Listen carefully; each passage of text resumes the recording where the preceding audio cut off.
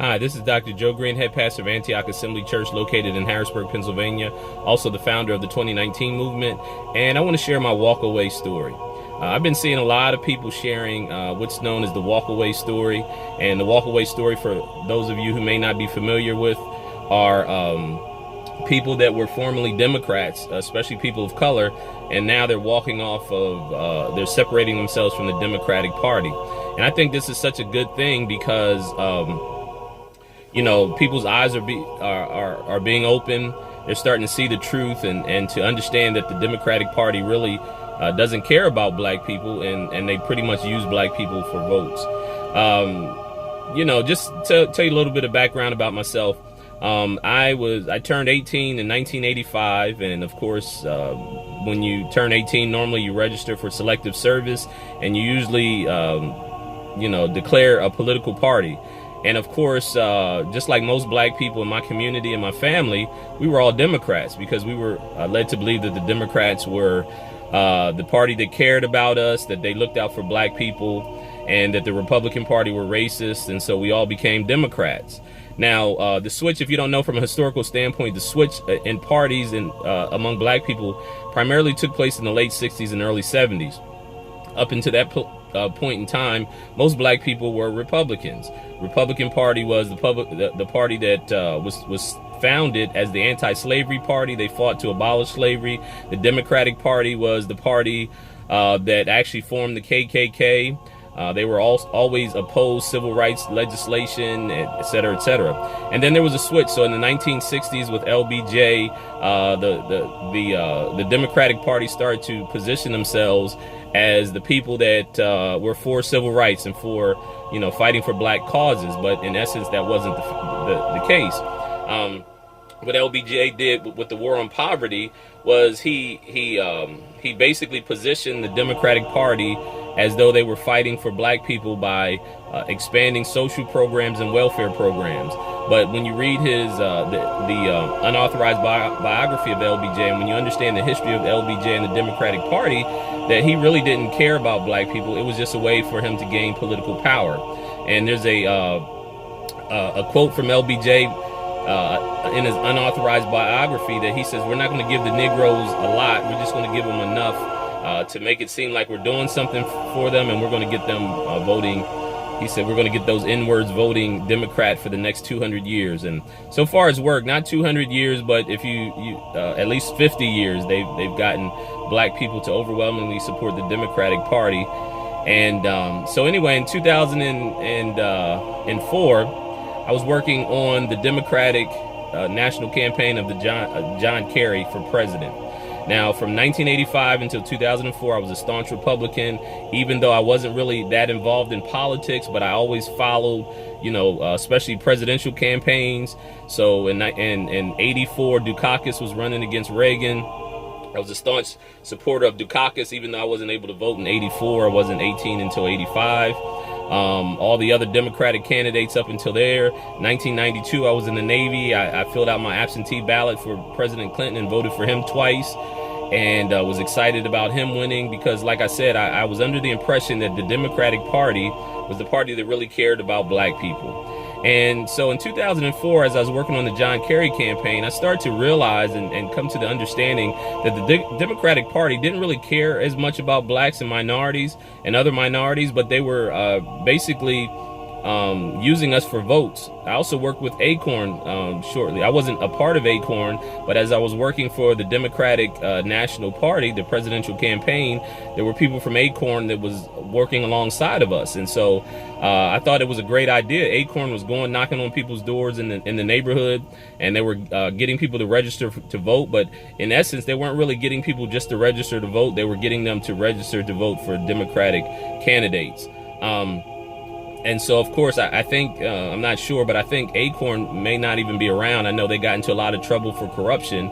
But in any event, it was what we were doing in the community. I was working with community organizations. I had formerly in my former church worked as a youth in the youth ministry, worked very closely with youth. I was a probation officer for a time, and so I worked with especially a lot of minorities, and had a heart for the community, had a heart to see things improve. And I was really curious because the issues that we were dealing with were the same issues that the black community has been dealing with for some time.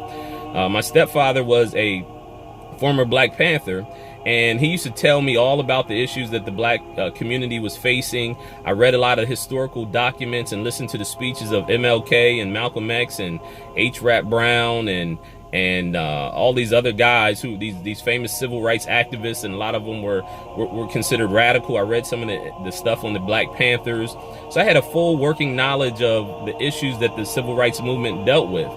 And I start to realize that, hey, we're dealing with the same issues 50 years later, even though black people have overwhelmingly been supported the Democratic Party. And then I start to realize that all the major cities that are controlled by the Democrats are the same places that blacks have the worst conditions, the worst living conditions. If you look at cities like Chicago and Detroit and Philadelphia and Baltimore, all of these cities, if you find the predominantly black areas in the inner city of these democratically run cities, you have high crime rates, you have high poverty rates. The school districts are usually failing in those areas.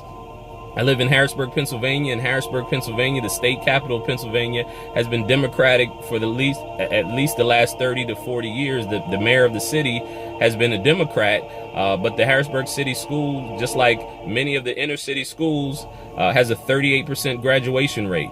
And so I start to come to the realization that this is not a coincidence. This is not something that's just happening. And most of these cities that I'm talking about, like I said, even in Chicago, Chicago has been democratically run since the 1920s, but yet the condition of black people have been growing progressively worse. Detroit, Michigan used to be one of the highest standards of living cities in America back in the 50s. Now, Detroit, if you go in the inner city of Detroit, some areas look like a third world country. The black murder rate is very high. The schools are failing. There's a lot of poverty, lack of opportunities, high incarceration rates in these areas. And so I came to the realization that the Democratic Party really doesn't care about blacks, and they're not doing anything to help blacks. The only thing that they're doing is they are garnering votes by pretending like they care about us.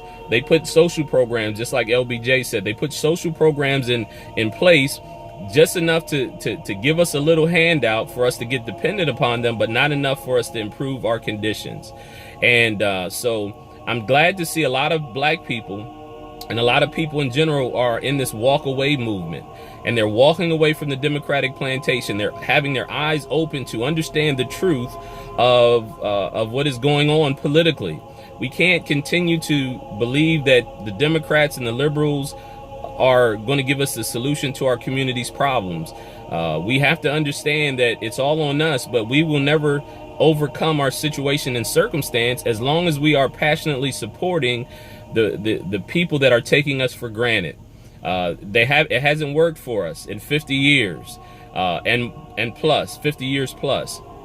And so I'm just encouraging you to have your eyes open, to wake up, to have an open mind, and not to ingest the narrative that mainstream media and that our quote unquote black leaders are pushing, because most of our black leaders are bought and paid for by the power structure. They're not really trying to improve our condition. Even in music and entertainment, and most of the political leaders, they're not trying to help us. They are basically being bought and paid for by the very system of oppression that we say that we're fighting against, which is why there is no improvement. They do enough to say that they're fighting, but we never win the battle. And so our black leaders will have us to focus on the statues in Charlottesville instead of the mass incarceration and the school to prison pipelines in the major inner cities. In 2004, like I said, I worked on the John Kerry campaign, and then I had this understanding, this epiphany about abortion, and I became passionately pro-life. And then as I began to study the abortion issue, I realized that Margaret Sanger, who was the founder of Planned Parenthood, was a racist. She was a eugenicist, and she believed that certain races of people were better than others, superior than others. And so she came up with a plan to minimize or reduce or to exterminate the populations of these human weeds. She called them feeble-minded. She called them feeble-minded, inferior races of people, and black people are a part of them. So, and the Democrats are the ones that overwhelmingly support Planned Parenthood and all the other strategies that have been employed to fight against us as a community and as individuals. They support it. And so in 2008, I started to write blog articles. I started to do public speaking.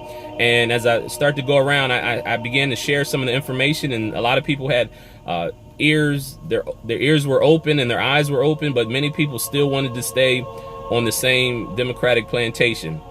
2012, I officially left the Democratic Party and I registered as an independent. And the reason I registered as an independent, because I don't think that we as black people in the condition that we're in needs to just tie ourselves to a political party and swear our allegiance to a specific political party. We have to stand for the principles that will help our communities and our families succeed. You know, pro-family, pro-faith, pro-economic development, pro-education, self-determination. All these things are the principles that will make us a strong community. And I know for sure that those aren't the principles that the Democratic Party stands for. They want us to be dependent on them. They don't want us to succeed. They want to promote a socialistic mindset that says that if the government doesn't help us, we can't succeed on our own. And so again, this has been Dr. Joe Green, and I pray that you have your eyes open and your ears open, have an open mind to the truth of what's going on so that you can come off the Democratic plantation as well. Until next time, peace and blessings. I love you. Be blessed.